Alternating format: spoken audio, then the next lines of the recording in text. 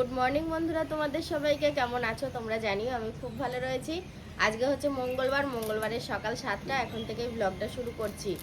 আর দেখো, পুরোনো দিনেই মনে হচ্ছে ফিরে যেতে হবে। আর এই স্কচ ব্রাইটগুলো কদিন ব্যবহার করার পরে এত নরম হয়ে যাচ্ছে, আর বাসন মাজতে ভালো লাগছে না। আর এগুলো দিয়ে আগে মাজতাম, আর সত্যি এগুলো খুবই ভালো। স্কচ ব্রাইট তো আছেই, তো ভাবছি এইটাও নেব। এইটা আমার ননদ কদিন আগে দেখলাম একটা এর ছোবা করেছে, দিয়ে এখন আর দেখতে পাচ্ছি না, মানে হারিয়ে গেছে। তাই আমি এখন এই ছোবাটা তৈরি করছি। থালা বাসন মাজবো, উঠলাম কিছুক্ষণ আগে, বাসনপত্র বের করেছি, এখনো ঝাড়ঝুট দেওয়া হয়নি। আগে বাসন কটা ধুয়ে তারপরে বাকি কাজ সারবো। হ্যাঁ, ওই যে ওই বাপি ওই দিকটায় কাজ করছে, ওই জন্য দুদিন মানে মাঝে বন্ধ ছিল কাজ, তারপরে আবার আজকে মানে লেগেছে। এইটার বেশি কাজ নেই তো, প্লাস্টার অল্প আছে। এবার ওই যে সিঁড়িঘরের যে ওই তিনতলাটা, ওটা ঢালাই দিয়ে তারপরে আবার ওটা প্লাস্টার হবে। আগে না, আজকে এই আটাটা ফেলবো, কালকে থেকে ফেলবো করে আর ফেলা হচ্ছে না। দিয়ে কোটটা পরিষ্কার করে নেবো একবারে। আমার কর্তা উঠে পড়েছে ঘুম থেকে। যাও তুমি তাহলে চাটা খেয়ে আসো। যাবো। কালকে যে ইঁদুরটা নিয়ে নাজেহাল হওয়া হয়েছে, তোমাদের তো শেয়ার করা হয়নি, ব্লগ শেষ হয়ে গেছে। তারপরেও ইঁদুরটাকে ধরা হবে বলে ইঁদুরটা ঢুকেছে আবার সোফার মধ্যে, দেখা গেল তলা দিয়ে ঢুকলো। তারপরে ওটাকে যে মানে সোফাটাকে যে পিটালো, ও বের হয়ে ঢুকলো খাটের তলায়। তারপরে আর ওকে খুঁজে পাওয়া গেল না। একদিকে রাজু, একদিকে আমি, একদিকে আমার কর্তা। আমি তো বস্তা নিয়েছি, ওকে বস্তা দিয়ে চাপা দিয়ে দূরে কোথাও চিরকলে দিয়ে আসবো, ওখানে ধান খেয়ে ভালো থাকবে।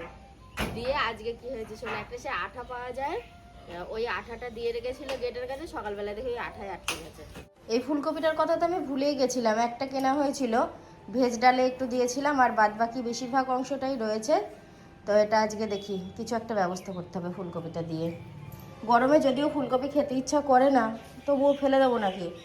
42 টাকা না কত টাকার দাম নিয়েছিল, 40-42 টাকা মতো। খুব সামান্য ভাত দিয়েছি, বসে পড়ো। জলটা এনে দিচ্ছি, লবণটা ভাতের পাশেই রয়েছে। কয়েকদিন ধরে হয়তো সপ্তাহে 2-3 বার করে এই খাটটাকে আমি খুলতাম, মানে এই খাট ধরে খুলে সেটিং করা প্রচুর কষ্টের ব্যাপার। আবার সুপাকান বেডটাকেও আমাকে খুলতে হতো, 2-3বার করে খুলতাম। একটা ইঁদুর ঘরের গেট দিয়ে ঢুকে সুপাকামের ভেতরে যেত, ওখান থেকে বার করার পরে খাটের তলায় চলে যেত, ওকে আর খুঁজে পাওয়া যেত না। তা আমি খুব চেষ্টা করেছি ওকে ধরার জন্য, কিন্তু ধরতে পারিনি। কালকে দেখি অটোমেটিক ওই আটার মধ্যে আটকে গিয়েছে। সকালবেলা ঘুম থেকে উঠে আমাকে সাথে দেখাচ্ছে। তা ওকে খুব যত্ন সহকারে নিয়ে গিয়ে, আমাদের এখানে প্রচুর মিল আছে, ওখানে ধান আছে, চিড়ে আছে, মুড়ি আছে, ওখানে গিয়ে ছেড়ে দিয়ে এলাম। খেয়ে পরে দুটো বেঁচে থাকবে। দেখো আমাকে সাথে ভাতও দিয়ে গিয়েছে, এখন ভাত খেতে হবে, কিছু করার নেই, না খেলে আবার অন্যরকম হবে। আর বাড়িতে গ্যাসের কিন্তু খুব সংকট পড়ে গিয়েছে, এখন দুটো আমাকে কাঠও জোগাড় করতে হবে। এই খাওয়া দাওয়া করে দেখি কোথায় দুটো কাঠ পাই, একটা দা নিয়ে যাব, এক পাজা কাঠ নিয়ে আসবো। ঘর মোছা কমপ্লিট হলো, কাপড় কাচা, ঘর মোছা, সকালের কাজের মধ্যে এই দুটো কাজ যেন একটু বেশি। আর রান্না করতে গিয়ে মশলা বাটা, আমি তো তোমাদেরকে এটা মাঝে মধ্যেই বলি। তো বন্ধুরা দেখো, আমি এখন ফ্যানের সুইচগুলো অফ করে দিলাম, কারণ আমি দেখছি কি শুকাতে যদি দেরি হয়, সেই জন্য দুটো ঘর আর বারান্দা সব জায়গার পাখাটা আমি চালিয়ে রেখেছিলাম, এখন শুকিয়ে গেছে, ওই জন্য অফ করে দিলাম। আর আমার কর্তা এদিকে বেশ কিছুদিন পর জ্বালানি কাঠ নিয়ে এসেছে। এখানে আম কাঠ রয়েছে, আরও টুকিটাকি দু এক রকমের কাঠকুটো রয়েছে। বেশ কিছুদিন আমি গ্যাসে রান্না করেছি, আবার কিছুদিন কাঠে রান্না করব। আর কাঠ আমাদের লাগে কেন বলো তো, রান্নার ভিডিও করতে গিয়ে আমাদের একটু কাঠের প্রয়োজন, তো সেই জন্য কাঠ আনা হয়, ওই জন্য কম বেশি রান্নাও করা হয়। আজকে দুপুরে কি রান্না করছি সেটা তোমাদেরকে বলি। আলু ডালটা তো আমি ফোড়ন দিয়ে নিয়েছি, নামাবো, এটা একটা। আর আরেকটা যেটা হবে সেটা হচ্ছে চিকেন রান্না হবে। চিকেনটা একটু অন্যরকমভাবে রান্না হবে, যেটা আগে কখনো করিনি, আম কাসুন্দি চিকেন। আর ভাত হয়ে গেছে, ওই যে আমার পিছনে ভাতের হাঁড়ি উবুর দেওয়া, গরম গরম ডাল, গরম গরম ভাত, মানে পুরোটাই হয়ে গেল। হাতের কাছে কর্তা থাকা মানেই কর্তাকে হুকুম করা, নয়তো আমি যে কোনো জিনিস নিজের হাতেই নিয়ে নিই। আর এই যে এখানে এখন একটা ঝাঁঝুরি থালার প্রয়োজন ছিল, ডালটা ঢাকা দেব, তো সেই কারণে ঝাঁঝুরি থালাটা ও আমার হাতে দিল। এই যে বন্ধুরা হয়ে গেছে, আজকে একটু সাজিয়ে গুছিয়ে নিয়েছি। প্রত্যেক দিনই তো আমাদের আটপৌরে জীবন, তারই মধ্যে মনে হলো আজকে একটু সাজিয়ে নিই।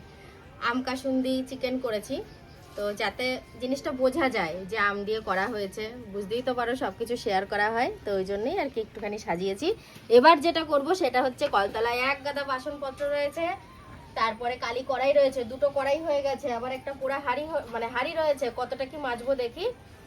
তো এখন আমি ওগুলো মাজা ঘষা করে স্নান করে দুজনে মিলে একসাথে খাওয়া দাওয়া করবো। তার আগে মাকে খেতে দিয়ে দিই। কি স্বপ্ন দেখছে বাপি? ওকে বোধহয় কেউ চিকেন টিকেন দিয়েছিল, খাবে না বলে ভাতটা নাড়া দিল, পরে খাবে। হ্যাঁ ঘুমিয়ে রয়েছে কিন্তু জানো। মুখটা দেখো কত সুন্দর, হ্যাঁ খুব কিউট। সেই মনে হচ্ছে নেট লাগানো আপেলের মতো। হচ্ছে নেট লাগানো আপেলের মতো, কি কথা।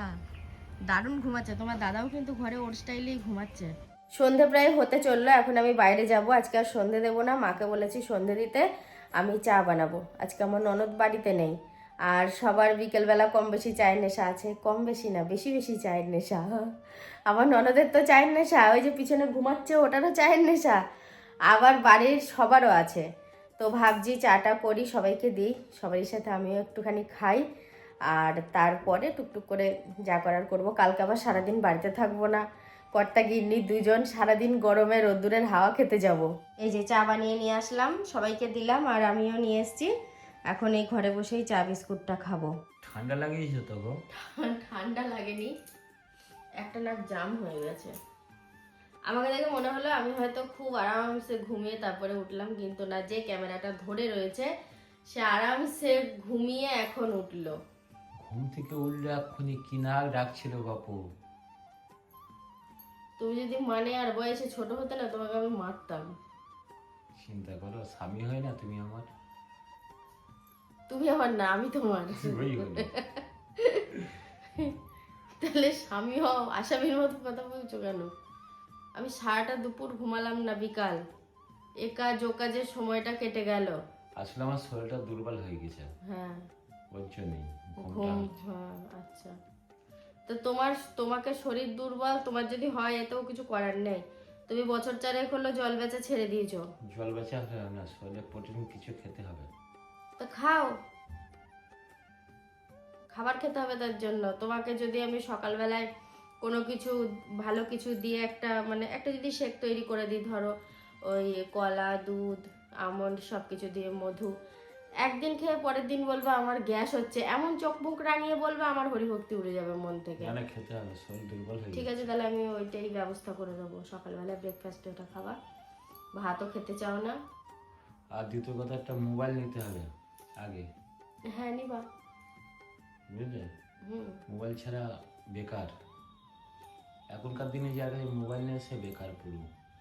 নিবা, আমি নিতে না করেছি। বাপি আজ বিয়ে বাড়ি নিমন্ত্রণ নেই? না, আজকে বিয়ে নেই, দেখলাম। বিয়ে নেই, প্রত্যেক দিনই তো থাকে। আজকে নেই, অন্য কোনোটাই আছে কিনা দেখতে হবে। অন্য সিরিয়ালে না?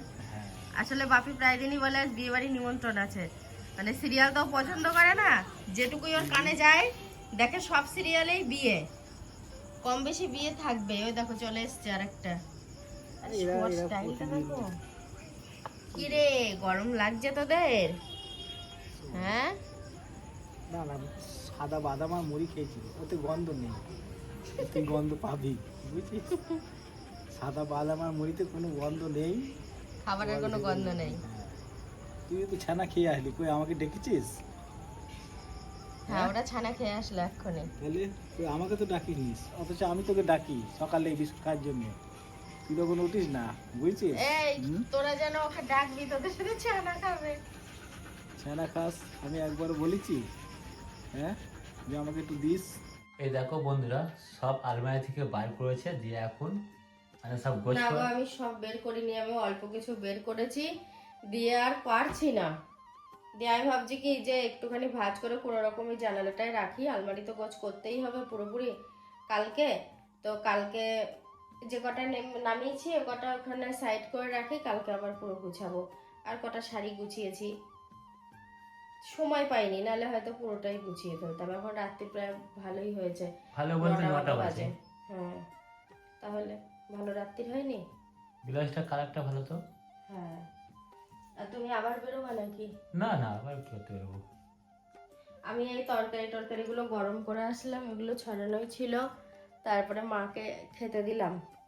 আর বাবা আজকে এখনো বাড়িতে আসেনি, মানে বাড়িতে এসেছিল, চাটা খেয়ে গেছে, ওই একটুখানি রাস্তার সামনেই বসে রয়েছে। কি করবে, যা গরম, একটু এদিক ওদিক বসে থাকলে তবুও ভালো লাগবে।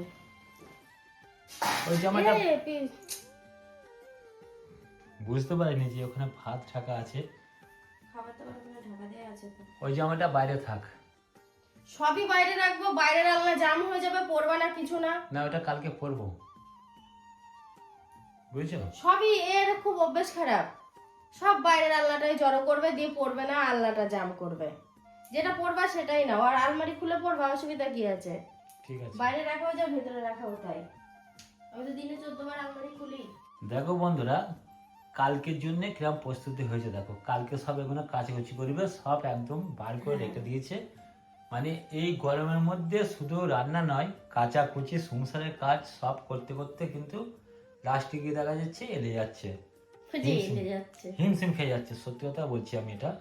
আরে কালকে তো মানে আমি তোমাদের হয়তো কখনো ব্লগে বলেছি কর্তা গিন্নি সারাদিন কালকে বাইরে থাকবো, কিন্তু কালকে বাড়িতেই থাকছি। আর গুছিয়ে সংসারের কাজকর্ম করতে হবে, আর আমি কম্বল ঢাকা নিয়ে শুয়ে পড়েছি। এটা ভেবো না যে গরম, তাও কম্বল নিয়েছি, এসি চলছিল বলে, ঠিক আছে? দেখো এক প্যাকেট দই নিয়ে এসেছিলাম, দইটা দিয়ে আমি ভাত খেলাম, আর ও শুধু দই বুকে করে মানে চামচ করে করে খেলো। হ্যাঁ, ও দই দিয়ে ভাত মোটেই খেতে পারে না। আমি দই দই দুধ এগুলো দিয়ে ভাত খেতে পারি না। তো তবে আর কি বন্ধুরা, বন্ধুরা, হ্যাঁ, শুয়ে পড়েছি, ভিডিওটাও শেষ করে দিচ্ছি। তোমরা সবাই খুব ভালো থেকো, দেখা হচ্ছে কালকে থেকে। সবাইকে গুড নাইট।